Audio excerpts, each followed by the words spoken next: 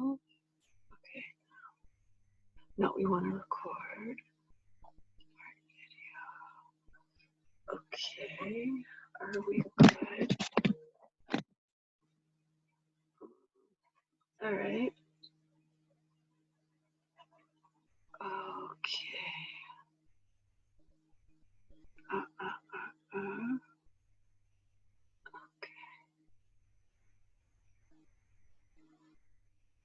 Okay.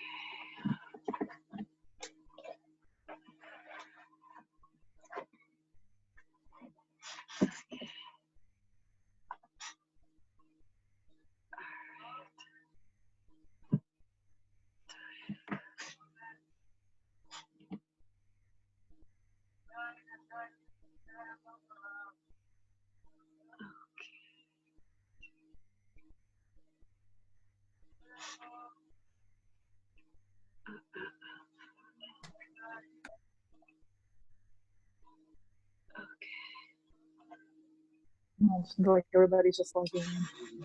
So always see what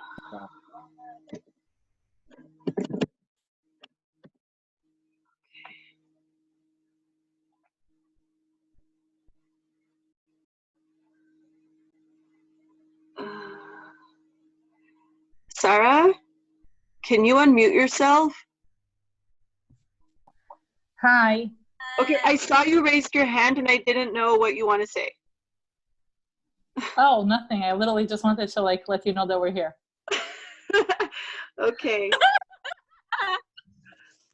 It's all good. All right, the cool. muting thing freaks me out. Are you guys gonna stay on mute the whole time? Cause like, I thought it's gonna be interactive, right? Yeah? I didn't prepare a lecture. Like, I mean, I sort of did, but not really. Yeah? Okay, well, we'll figure this Zoom thing out. Okay, well, it's good to see everyone. Okay, so I guess we'll start. Yeah? I guess raise your hand if you want us to start. Or are we waiting for people to log on? Okay, Sapir, I saw you. Okay. Gemma, love the tichel. Hi. So much. Okay. Also have to invest in some normal lights for next week because it's still too dark in here on my end. Also realized something. Hi, Sarah. Sarah. Hi, I just want to say that lots of people mute themselves because there's background noise, and sometimes you get feedback. So usually it's best if everyone keeps themselves muted, and then if you have a question, you unmute yourself or you raise your hand, and Yes. or like you want to participate, you could say something, because otherwise all the feedback becomes a little bit too much. Yeah, we learned that from the pre-Pesach Zoom. It was cacophonous. Okay, I wasn't there. Okay, this Seder. The other little snafu, other than the lighting, that I realized I have to take into consideration for next time is I can't write on the blackboard unless I write everything backwards. So either I have to prepare, I guess, slides or whatever, or just practice writing backwards. See, if I were Taimani, it would not be a problem because you have a night to know how to read and do everything backwards. But anyway, since I'm not, just a lowly Ashkenazi, but yeah. So I have to figure that out about the whole dry erase board thing being almost useless if everything appears backwards. I was going to figure out a camera trick to like, all you savvy people, if you have any input, please tell me. What? Wait, yeah, can you hear me? So the sign that behind you that says Pshat Remez Drush Sod, it appears like normally, unless you printed that out backwards. Wait, no, that looks normal to you guys? That looks normal to me. Because on my camera, it's backwards. Oh, okay, wait, so that's comforting. I think you might be good. Yeah. Yeah. Okay, fabulous. So it's only on my camera that looks backwards. That's great. Okay. Yay. This Seder. Okay, so that's one problem solved. Then just a question of investing in a LED light or something, and yeah, like a lamp will be good. Okay, so one of the things that I want to throw out there as a question as we're figuring out how to do this class is obviously, like, we can't answer all the questions in 1 hour, right? I mean, because the unit was so dense, and it's not just a question of length, because you can have a long chapter that isn't pithy, it doesn't have like a million thought-provoking questions. Like we could do 8 chapters in Yoshua where it's just names of cities. And yes, obviously there's a message there too. I'm not saying it's like useless, but it's not as thought-provoking and poignant as just, 5 psukim from chapter 1 in Melachim Aleph. So basically, I'm throwing this out to you guys. You can send me feedback after the class, how deep you want us to go. I loved everybody's questions, and thank God a lot of people sent me questions, and it was amazing. You guys really, really got to the heart of the matter, and there were no like nitpicking questions. It was all essential questions. So obviously, because of time constraints, we're not going to be able to answer all the questions. So I'm just tossing it out to you guys. Tell me afterwards if like how deep you want us to go. If you want us, to carry over into next class and address the rest of the questions, or just kind of, no, Gila, we're good. We'll get the basic gist of things, and we'll just move on. Each class will do like a unit, and it's okay. We'll have until 120 to like cover all the questions. So like I said, you don't have to answer that now. So I just kind of selected the main questions that I want to cover in this 1 hour.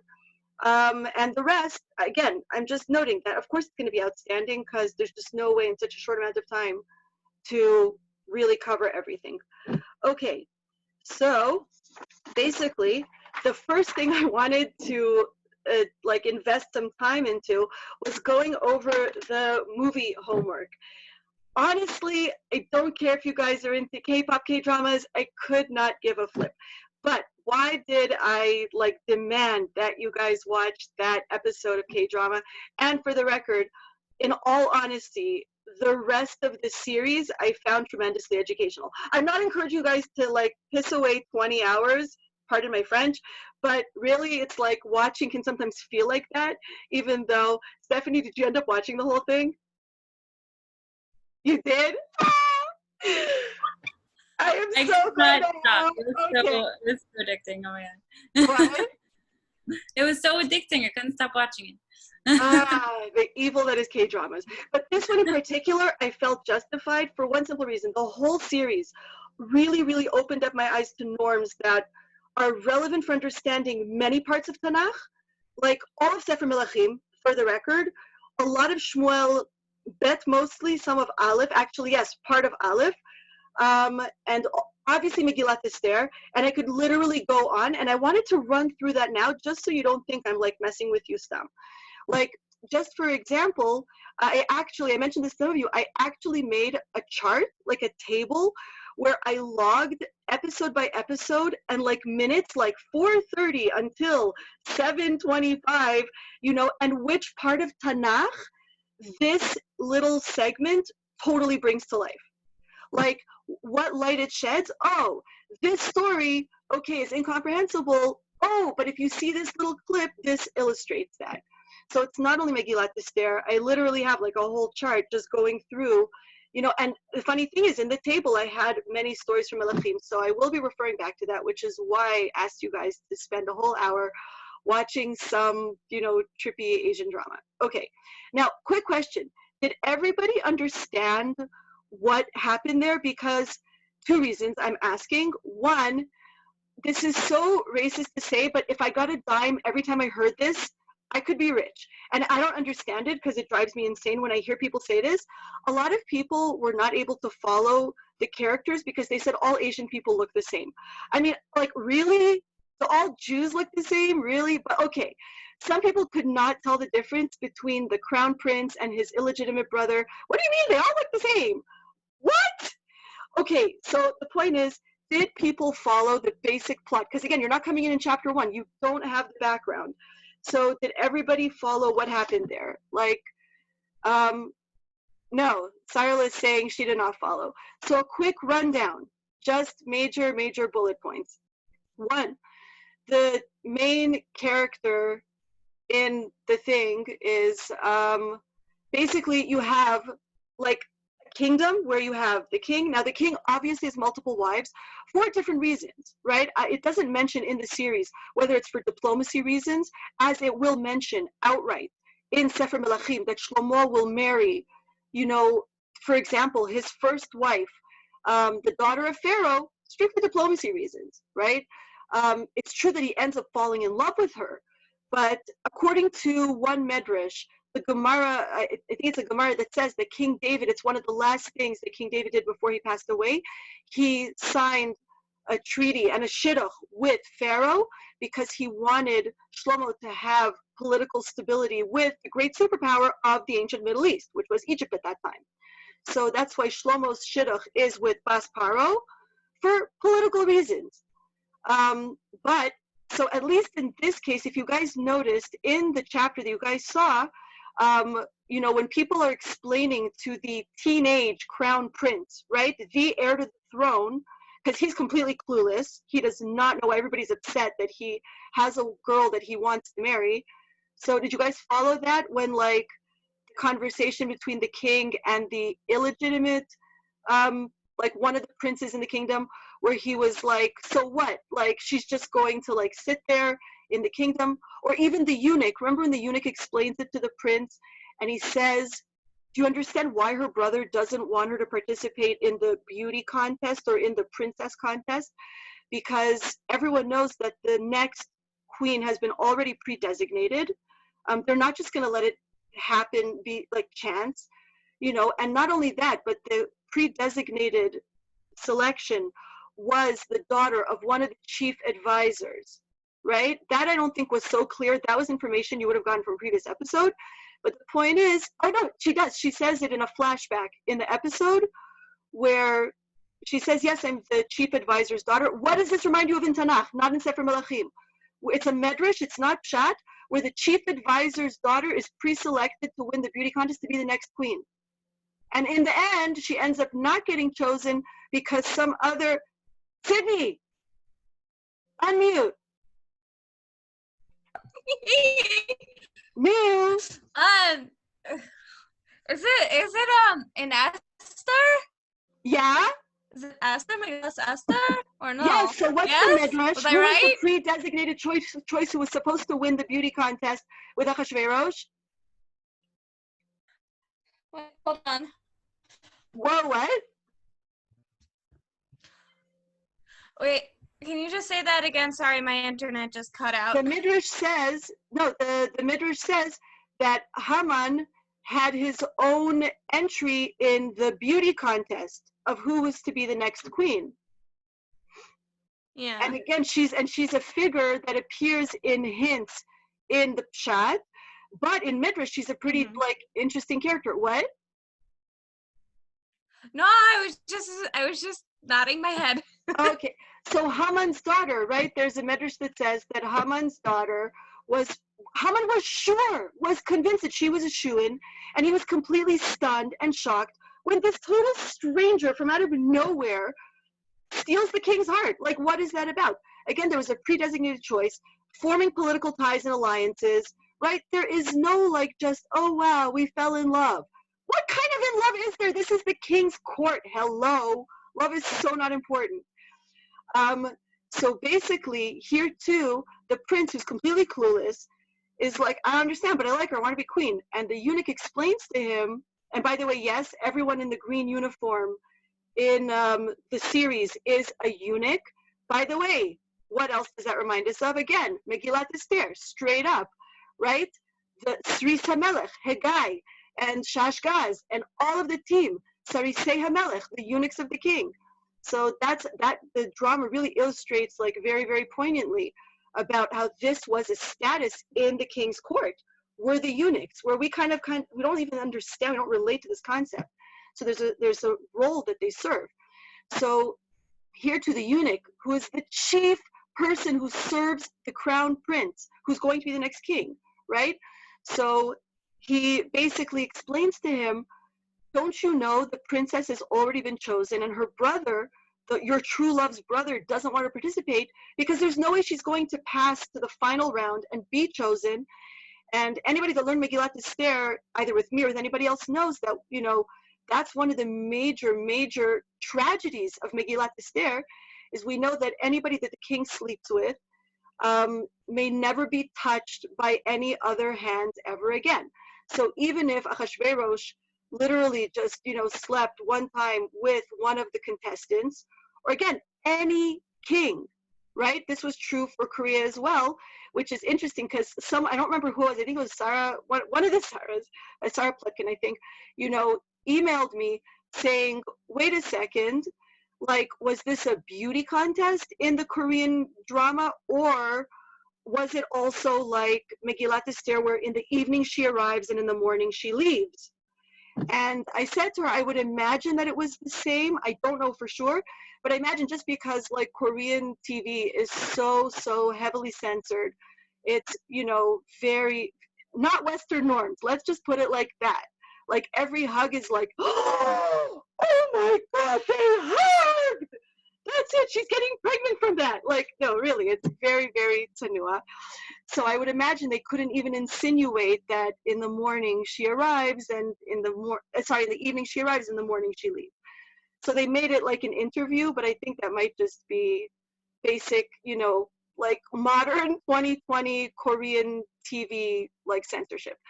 But either way, what's clear is that anybody that comes in contact with the king, again, any king, it's not just Ahasuerus, it's literally like crosses all cultural norms, may not ever be touched by another human again, regardless of whether she slept with the king, regardless of whether the king ever called for her again.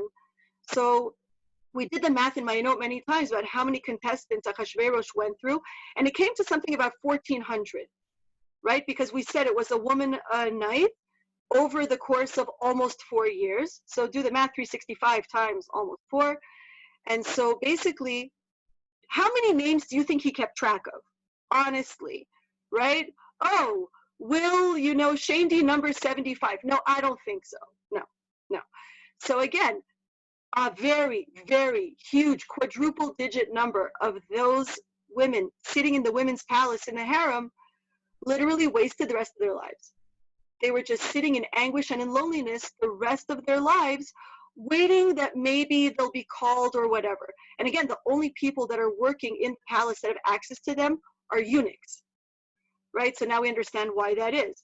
They want men to be strong to make sure they don't escape, but it has to be eunuchs so that you can't have any illicit affairs going on in any pregnancies, etc., or any liaisons, really. It's not even a question of pregnancy, it's just a question of the king, who is a deity, has touched this woman, that's it. No mere mortal may ever touch her again. So the brother explains to, the illegitimate prince explains to the king, saying, how can you do this to her? How could you doom this brilliant, wonderful girl to a life of misery? Really? And again, that's what the eunuch explains to the prince, saying, are you insane? Do you understand that by requesting this girl to be part of the contest, you're dooming her life to a life of misery? Because there's no way she's going to be chosen, and B, she has to participate in the contest, and C, like, that's it. She'll just literally be sitting in the harem waiting for compassion or pity. So that's part of the backdrop of what's going on there. So on top of that, so we see here lots of motifs that are going on that are really, really relevant for our chapter. One, a lot of you guys sent in the question, wait, so if David never slept with Avishag, is she permitted after David's passing to remarry or have any kind of life afterwards? And the answer is not really, because she was the king's property. That's it. Like, she is the king's property, except there is an ancient like monarchy rule that, again, this transcended all cultural backdrops, that only a king may use the property of a former king. So Avishag, the only way that she could have a relationship after becoming David's widow, just technically, is if another king wants her. Okay, so well, let me just think what other points I want to read, because there were so many points that this 1 hour drama elucidated. That was the other thing. Elucidated for our purposes. Ladies, just shoot your hand up if you know the answer, and then unmute yourself. Who's in charge, according to the K-drama, of selecting princess/queen? Like, who's in charge of selecting which women enter the palace? Who runs that? Yeah, Gemma. The Queen Mother, I think, right? Bam! Exactly. Now, why am I bringing this up? Where do we have such a figure in our chapter?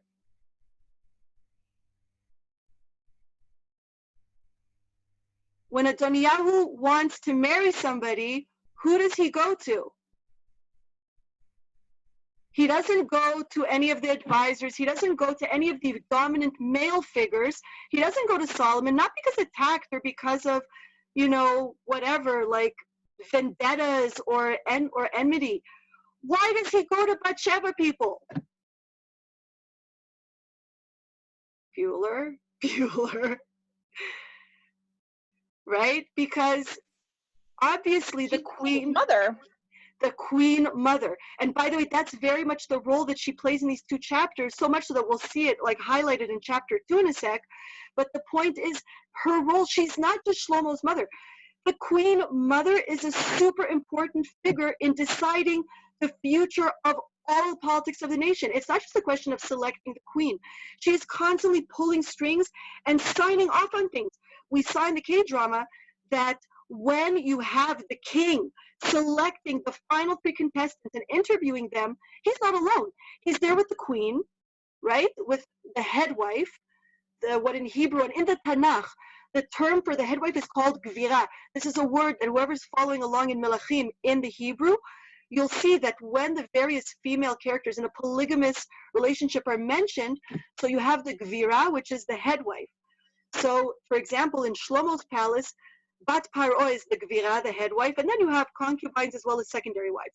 In David's palace, Bathsheba was the Gvira, and then later you had secondary wives.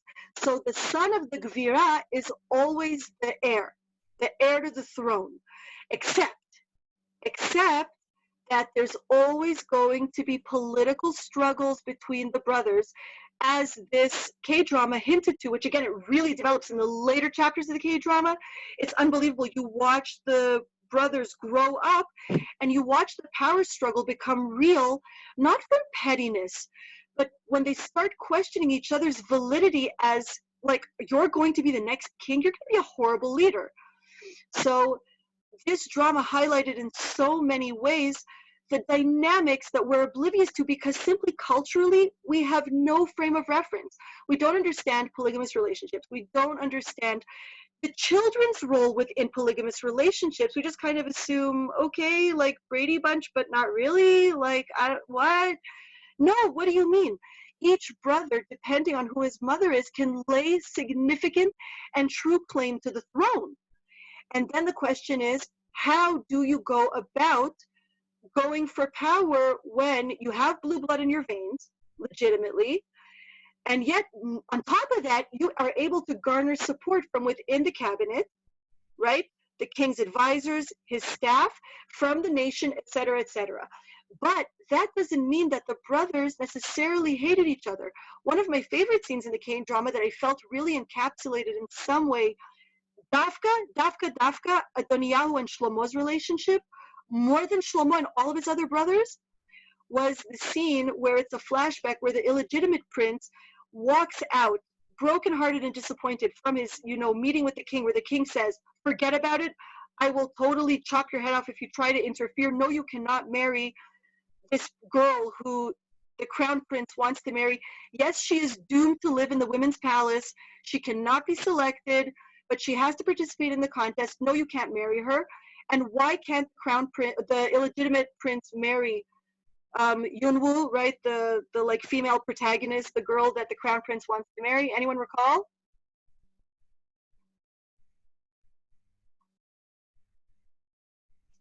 Anyone? So just quite what, Stephanie?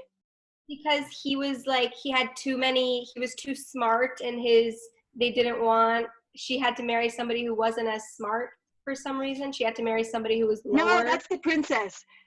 We'll get to in a second. That's the crown prince's sister, the princess. She's the one that she says, so what? The princess has to marry a loser? She has to marry someone stupid? I can't marry like the brilliant, dashing, like next leader of our empire, right? So that actually, anyone who's learned Sefer Shmuel, does anyone know what this segment is crucial for understanding in Shmuel Aleph? And again, I may return to this to the end, but I'm going to leave this to you as a brain teaser, because until I saw that part, Stephanie, I never fully understood this chapter of Shmuel Aleph. And then all of a sudden, bam, it just hit me like a ton of bricks. I was like, oh my God, that's diabolical. But on a different level. I have a question. Yes. About the K-drama in Sahaba. Basically, who you're saying there was an illegitimate prince, but who was the illegitimate prince? I thought he was just the prince. No, so there's two princes that are I thought the other guy was the teacher. Right, everybody confused the teacher and the crown prince. I mean, sorry, the illegitimate prince. I know. For some reason that was confusing. So there was 3 guys? Oh, honey, there's more. but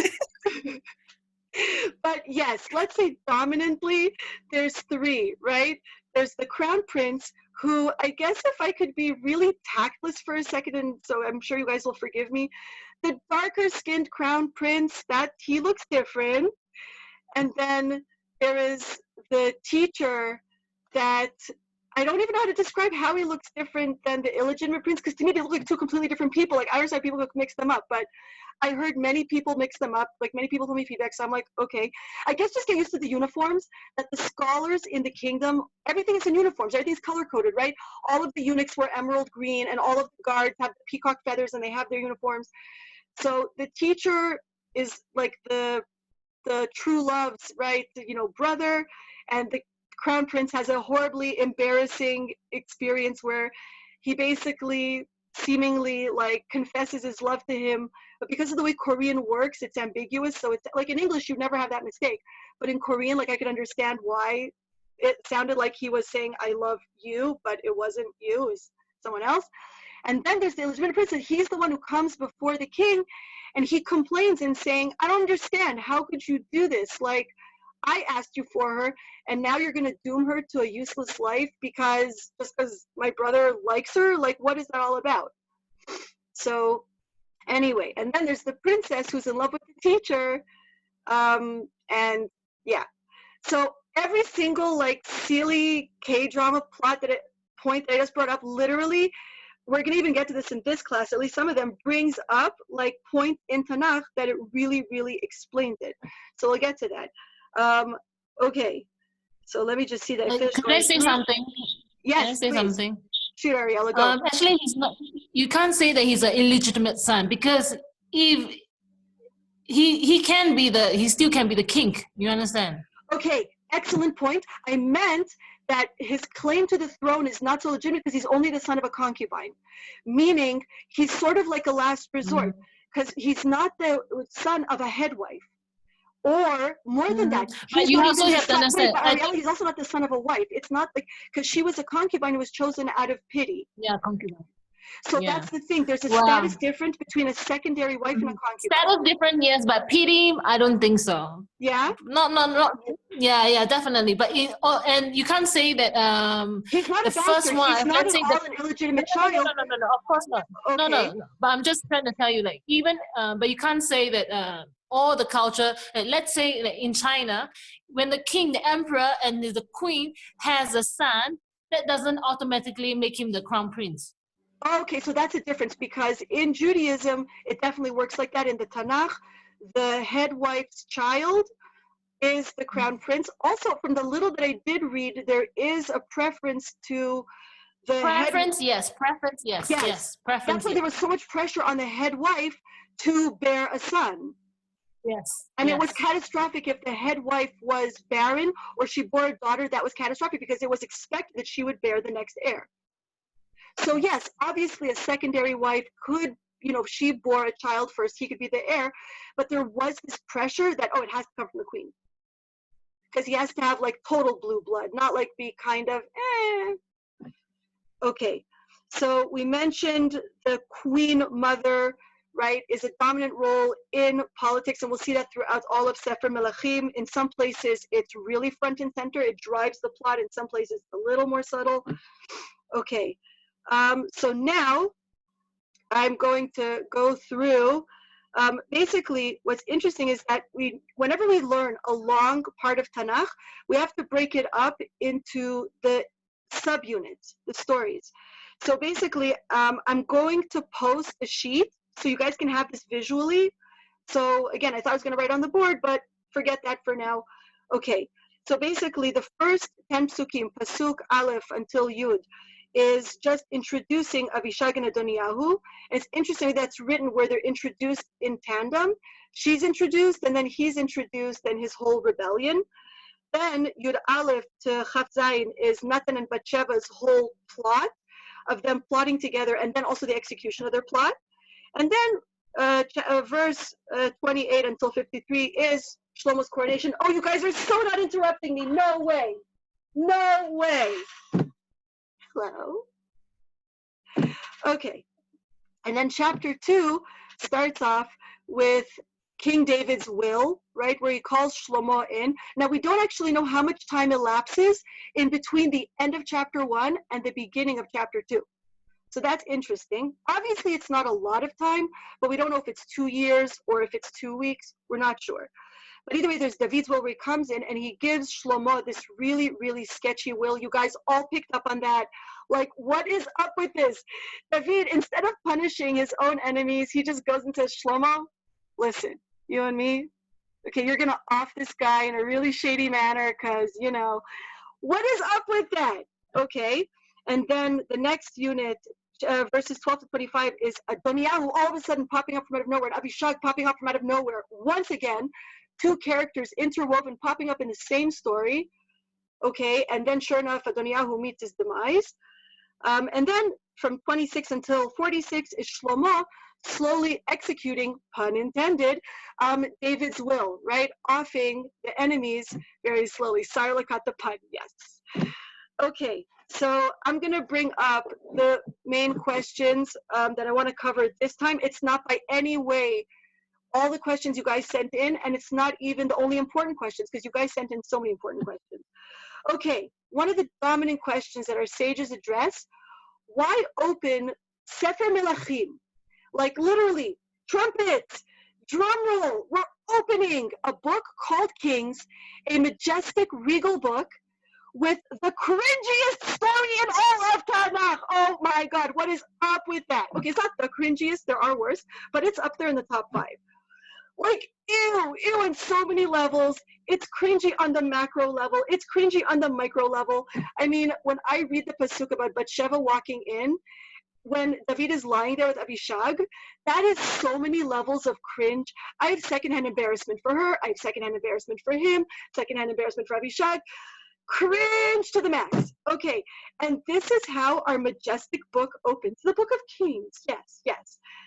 And more than that, our sages ask, why open with a story about David? A story, like, easily, they could have tacked chapter 1 to the end of Shmuel Bet. Like, that's its natural place. And the Abarbanel asked this question, the Malbim asked this question. What is a chapter on King David doing in Melachim? Melachim has nothing to do with him ostensibly. It's supposed to be at the end of Sefer Shmuel, which is really David's career. Why isn't it there? But more than that, if already you're going to put in a story about David for some reason because it's somehow inherently connected to Shlomo's coronation, etc., why put in such a humiliating, cringy story? Like, that totally shatters our whole image of the, like, you know, upstart with the, like, gorgeous ginger curls who isn't scared of, like, you know, a 9-foot giant and his slingshot and, like, and a guy who's, like, literally makes all the women drop dead, total lady killer. And, like, really, that's what you want to tell us about the end of his career, is he's pathetic? Really? Like, that's how we want to end the story? I'm going to run through all the questions first. I'm also going to upload, like, or not upload, just also put on the Facebook page also the questions and bullet points of the answers. If you guys want sources, drop me a line. I'll be happy to add that on. It's really, like, no problem. Okay. So the next question is, why is clothing not working? Why is nothing warming him up? You know, blankets, clothing, nothing. A student, like one of the shluchos from years ago, had to teach this in school, and so I this is before I had any insight really into it, and so I went over it with her, and she wrote the most brilliant thing, which Leah, you also wrote this, the same thing as Hannah Engel, where she was like, I understand, why not just light a fire? Like, there's a simple solution, people. Fireplace. Don't even need an electric heater or a heating pad. Like, oh my goodness, how hard is this? Just turn on a fire. So given that there's such a simple solution, why go the convoluted, like, embarrassing route? What is up with that? And it's so problematic on so many levels. Like, if it's just for body heat, why does it have to be a female? Why does it have to be a beautiful female? Who cares?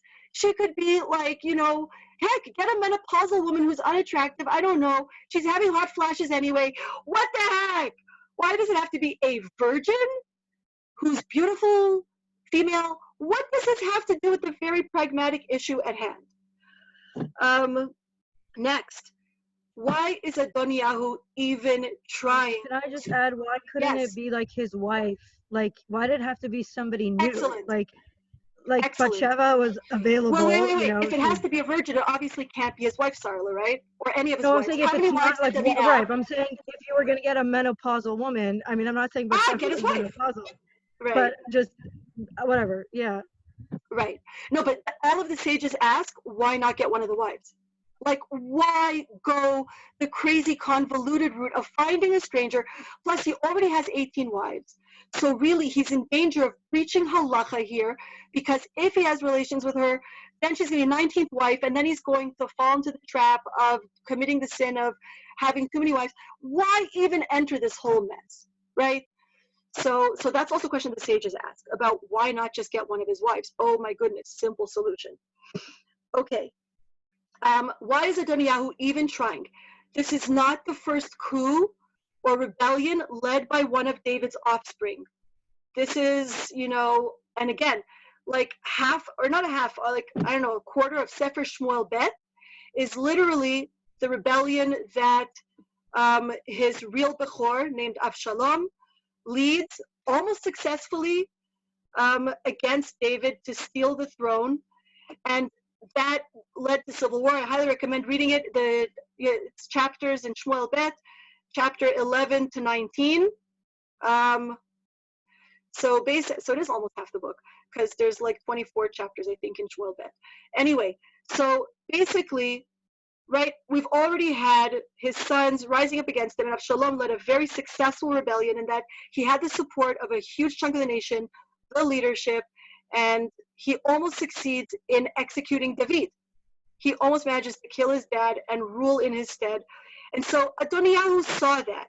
So, like, what? Like, is he that much of a dolt? He's that dense that he doesn't understand maybe this isn't worth it? Like, there's also, does he really think he's going to get away with it? If Avshalom didn't get away with it, what makes you think you're going to get away with it? Did you learn nothing? So is he just dense and clueless? That's his problem? He's really that stupid? That's pretty unlikely, right, ladies? Like, just simple probability, not so high. It's possible, not so probable. Okay, so how likely is it David won't find out? So why is he leading this seeming act of futility? There's an amazing answer. Okay, why does Nathan suggest the convoluted, like, okay, we're gonna do like this whole trick. You go in, I'll pretend you're not in there, and then I'm gonna come in, and like this whole Kdrama, I guess you could call it, but no, really, like, what is up with that? Why not just do things straight? Batsheva and Natan both have enough clout and weight personally and politically that they can just come in and talk. Like, obviously you follow the respectful norms, but my goodness, why the mind games? What is up with that? Okay, Adoniyahu and Yoav, you guys all noticed, both run and grab, it says, the corners of the altar. So first of all, somebody asked the question, wait, what corners of the altar? So yes, altars were not necessarily flat. There are different types of altars, but even archaeologically, we have found that certainly, like the altars that the Jewish people had, whether it's in the temple or not, because bear in mind, this is pre-Beis HaMikdash, right? Shlomo didn't build it yet. He's still got about 10 years until he built it, from chapter 1, that is, right? Or 8 years, whatever it is, depending on timelines. But even like the pagan altars, they had 4 corners, these 4 like little bumps that are on the corners. And so why is he grabbing onto them? I don't think we're gonna have time to get to this time. So just again, you know, FYI, we want to get to that later, drop me a line, we can get to that. Because that's an interesting Indian in and of itself. Like, why are they fleeing to the altar? They think that's going to save them. Like, what is up with that? Okay, why does it? Oh, that's it. Why doesn't Adoniyahu fight back? He gives up so easily. Like, as soon as Shlomo is coronated, all right, white flag, no problem, you be king. He even bows to him, accepts his reign without batting an eyelash. Dude, did you even want to be king? Like, what the heck? Avshalom, when his power is questioned, he comes out raging like a tiger. He does not give up. He wants that crown, and he's going to fight for it. He's going to die for it. And the other rebellions that we see, people are willing to lay down their lives and fight until the end. Adoniyahu, nothing. So, like, what is his problem? How does he give up so easily? What is he, like, scheming in his head? He's, like, thinking, oh, okay, I'll just lay low, and then when the time is right, I'll, like, regroup? I don't know. Nah, that's a little fishy. Why doesn't Shlomo kill him immediately? And more than that, why doesn't David, in his will, why doesn't he kill all those people himself? Yoav and Shimi ben, like, Sheva ben Bichri, like, why doesn't he kill these people? Sorry, Shimi ben Gera, like, no, it's Sheva ben Bichri. That why does he tell Shlomo, you kill them, but make sure you don't kill them. Make sure that it happens in a roundabout way so that nobody can trace it back to you, but that they end up dead. So what is up with all of these games? Why not just, you're a king, my God, you have absolute power. Just go for it. Hire, the executioner, say this person is guilty of treason, end of discussion. Again, I'm not even talking about making up libel, making up false charges. David has legit charges against these people. Shlomo has legit charges against Adoniyahu. He could execute him rightfully with the Sanhedrin, no problem. So why does he even leave him alive? It's crazy. One interesting question is the character of Benayahu ben Yehoyada, that he's a really, really interesting character in Pshat and in Drash. In Pshat, he's already like Superman, but in Midrash, they amp it up even more. I never understood, once again, until I saw the Kdrama, I never understood what is up. Like, why are the sages making these really trippy stories? Like, they're really, really crazy about Benayahu and his powers and what he can do and what he does for the king. And sure enough, it seems that there was such a character in most kings' courts. They had this like ninja samurai, like superhero that was their right-hand man that had magical powers. He wasn't just like an amazing martial artist. And it's just funny because there was a kid's comic book that illustrated the Shlomo stories, and they actually, you've got to be kidding, Shmuel. You've got to be kidding me. Oh my gosh.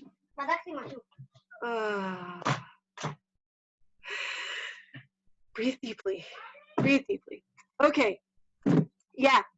So he actually drew him as a martial artist, like as a samurai with like this. It was really cute. Maybe I'll scan it and send it. Okay, and then it's what we covered. And then the last point that a lot of you guys wrote in was Bathsheba says something very, very strange to David. When she says to him, like, I don't understand. If you chose Adoniyahu, so I guess that's fine, even though you swore to me and you promised me that it was going to be like my son. But you understand that if you renege now, niyeh chotim, we will be chotim. And it's very hard to translate this word because it can mean different things. Anyone know what the word chet literally means? I know everybody's going to say sin, but we know that in Yiddishkeit, in Judaism, we have like 3 different words for sin, and they're not synonymous. They are 3 different words because they mean 3 different types of sin. So when we say in front of a Kadosh Baruch Hu, Chatati, we mean one thing. When we say Pashati, we mean something completely different, right? Aveira means something different also. So anyone know what Chet means? Sapir, do you know? I'm thinking, is it the one that you do on purpose? Like, you so know which what one you're is doing? the one that you do on purpose? Or is it Pisha? So Pesha is the one that you do to rebel against God. Aveira or Avon is the one that you do on purpose. And Chet is the one that you do by accident. So what chet literally means is to miss something, to miss an opportunity. For example, in Israeli basketball, when a basketball player misses the basket, it's called hu chata et asal. Hu chata, right? Or like if an archer is shooting, if he doesn't reach the target, hu hechti et hamatara. He missed it. So lachto literally means to miss. You had an opportunity and you missed it. So some of the commentators actually translate niyeh chataim as sinners, but some actually translate it as we will have missed something. So we'll take a look in a second. I'm going to try to speed through the answers, but still do them justice. So those are the main questions that I wanted to get through this time. We'll see what we get through. Okay. So 1, according to Pshat, why does the story open with David if it's like, this is Sefer Melachim, it has nothing to do with David. This story belongs, Perek Aleph belongs at the end of Shmuel Bet. Like, what is it doing here? So the Barbanel and the Malbim, they give an answer that they say David is a secondary character. He's not the main character, and that the real center of the story is Shlomo's coronation. We want to know, how did coronation start among the Jewish people?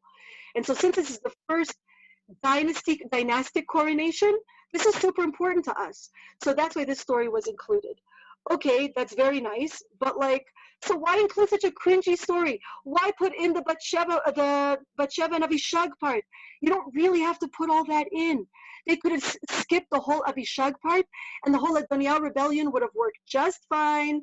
Yes, we understand Solomon was not an uncontested candidate. There was, some competition there from a candidate who seemed to think he was more worthy. Okay, but what do you need that cringe fest for, with David being pathetic and miserable and all of that? So basically, one of the important answers is that there's a question, why open with this story? Why open Sefer Melachim like this? So we know that the opening of a book really sets the tone for the themes that are going to weave through the rest of the book. So one of the themes that is going to weave its way through all of Sefer Melachim is the concept of power struggle, and specifically brotherly power struggle, right? There is no such thing as a dynasty that does not have that fraternal tug of war, specifically familial tug of war. So that is a perfect place to start, where even Shlomo, who does set up an amazing dynasty, monarchy, beautiful, still the foundation is brother against brother. More than that, Sefer Melachim is unique in that it's one of the only books in Tanakh that shows the power struggle between the two kingdoms. The interesting thing is that we have another book that records all of the dynasty, the Davidic dynasty, with all of its details, and that is Chronicles 1 and 2, Divrei Hayamim, right? Which a lot of people hate studying because they feel like it's a poor man's Sefer Melachim and Shmuel. It's like, the not as jazzed up version of that book. But the interesting thing, there's one major difference between the account in Melachim versus the account in Divrei Hayamim. Divrei Hayamim does not mention Mamlechet Israel, the kingdom of the 10 tribes, once. It only mentions the Davidic dynasty, whereas Sefer Melachim the whole book is structured after Solomon's son, Rehoboam, assumes the throne. He rules for 2 years, and then the 12 tribes split into 2 kingdoms. The 10 tribes versus 2 tribes. The 2 tribes are Benjamin and Judah. The 10 tribes are all of the remaining tribes, right, led by Joseph. And so basically, we had the Jewish people being led under one dynasty for a grand total of 82 years, or even less, really, because David didn't rule over the 12 tribes for a full 40 years, only 33 years. So really, let's back up. It's 40 years of Shlomo, 2 years of Rehoboam, and then 33 years of David. So what does that take us to? What is that, 75 years? 12 tribes were a unified kingdom. Already, 1 generation after Shlomo, we split into 2 things. And then for the rest of Melachim, The whole book is going to be written as a ping pong match. We're going to have a story about a king from the Davidic dynasty and his career. Then, and now we leave you, whatever. And now they're going to ping pong to, this is what's going on in Molechet Israel. This is the king. He's from this tribe. Da da da da da. Then we're going to end his career. Ping pong back to the next king from the Davidic dynasty. So here we start. A lot of you guys asked a question. I don't understand. Why is the pasuk already splitting up Yehuda versus Israel? They're not two kingdoms yet. So this is the foreshadowing. This is exactly the foreshadowing for the rest of the book.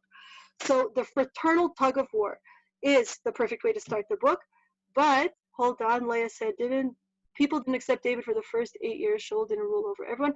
Shaul did not really rule over one. Also, he didn't rule for that long. Sarah Plutkin, yeah, you raised a hand. You have the mic. Okay. So until Sarah raised her hand. Oh, wait, Sarah, you want to speak? Okay. So basically, that's just really, really like the Twitter version of, on the one hand, why open with this messy story with the rebellion. And with David, we'll get to that in 1 second. Okay. So, okay. One other answer that I read that was really interesting. This is more of an academic answer, but I really, really liked it. From Herzog College, they said something really interesting. They said that answering the question, why open with a cringy story? Opening such a majestic book with such a cringe-inducing story. So one of the themes surrounding kingship throughout all of Tanakh, and anybody that has read Sefer Shmuel knows that Shmuel and Navi was so against the concept of there even being a king. And Hashem isn't exactly thrilled with the idea. The concept of having a king is a controversial idea. In Judaism, there's even a machlokes about whether it is lechatchila, it's an ideal and it's a mitzvah, or whether it's b'diavad, whether it's kind of like, if you guys want to have a king, if it's an optional mitzvah, you guys want one, so you can do it in this framework. But really, it's better if you're just led by the high priest, the prophet, whatever. Really, you shouldn't need a king. So that's a machlokes that the Rambam, goes into, but whether it's reshut or whether it's, a mitzvah. But basically, in any case, part of why a king is such a problematic character is because he ended up becoming a deity. And that's one of the interesting things about Sefer Melachim, that it opens with such a cringy story about a king. You would never find this in any other ancient literature.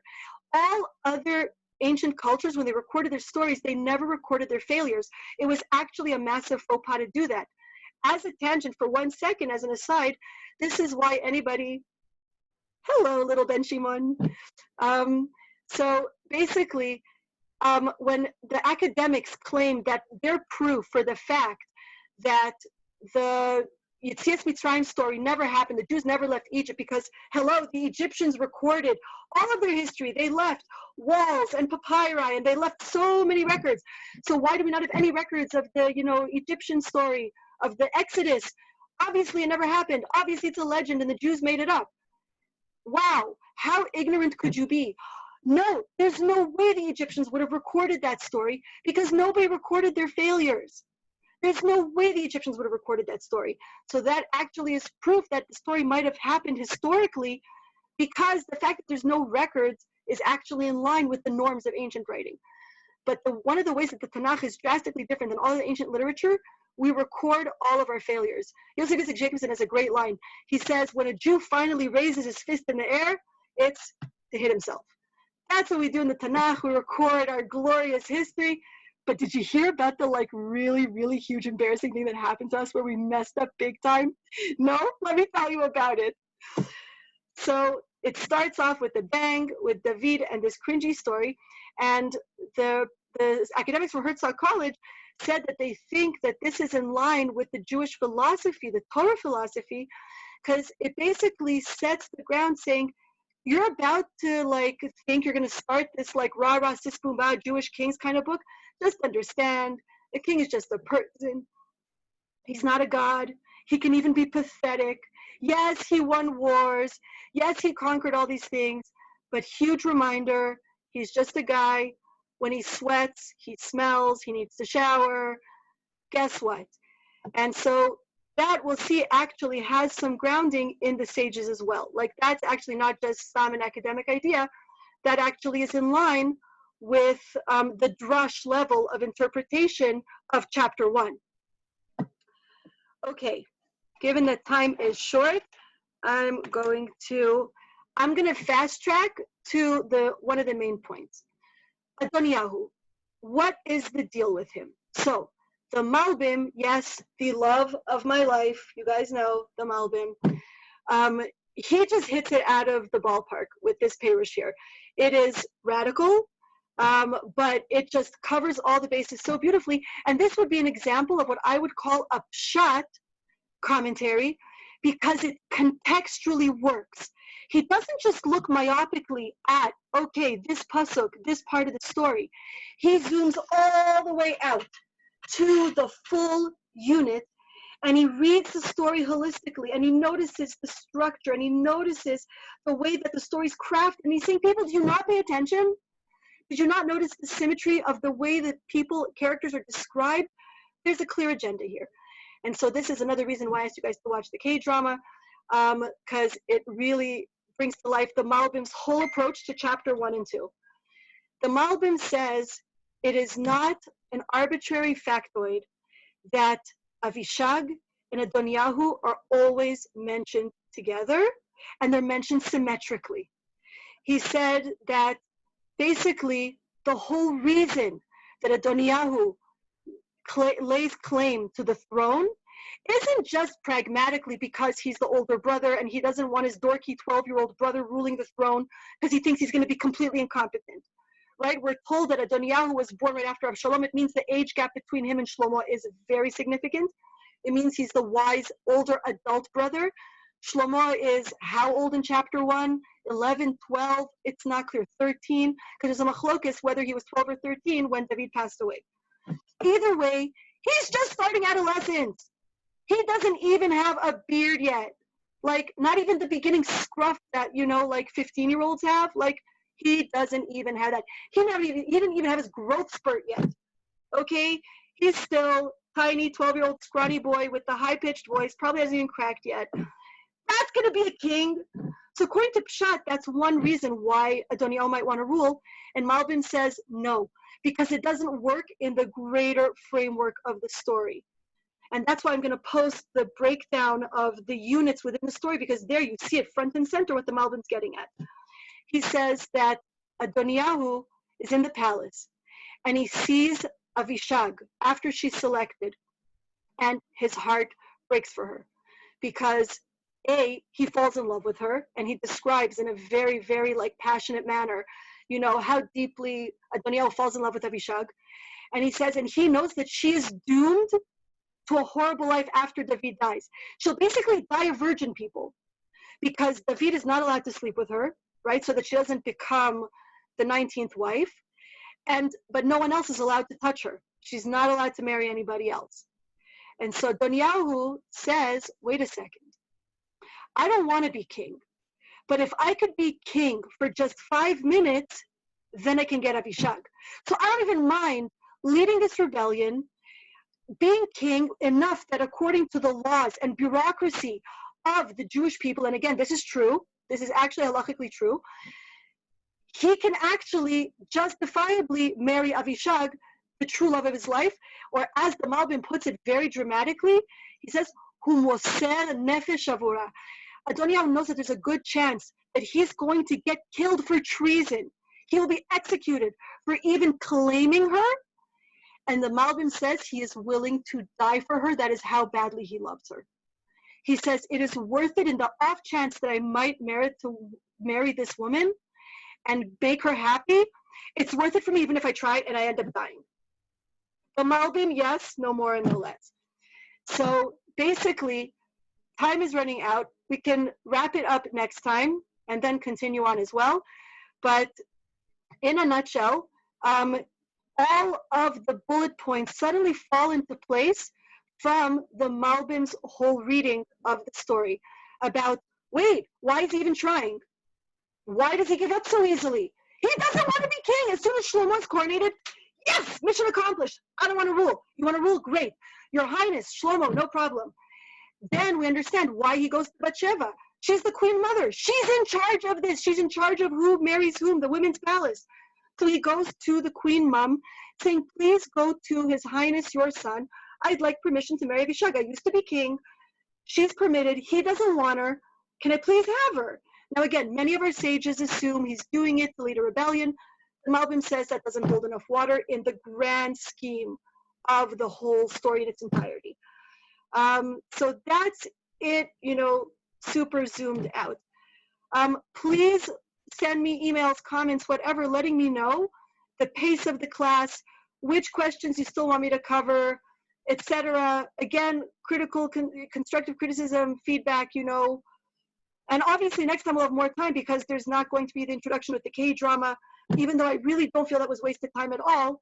And also, if you guys know the answer to the scene with the princess crying about why does the princess have to marry someone stupid? Why can't she marry a promising person? Which part of Shmuel Aleph that illustrates, send it to me, and I don't know, I'll find a cool prize to send you. I don't know, I'm just kidding. But actually, maybe not. It might be cool. But anyway, all right. So I hope this was somewhat satisfying. If you guys want me, for example, to record as a movie and post as a YouTube, like on the YouTube channel, a movie with the rest of the answers, I'd be willing to do that. So just shoot me an email telling me what works for you, and I will try to do the best that I can. All right. See you next week. And yeah, have a good one. Thank you so much. This was amazing. Oh yeah? Okay, awesome. All right, take care. Do we have a longer class then next time? Maybe.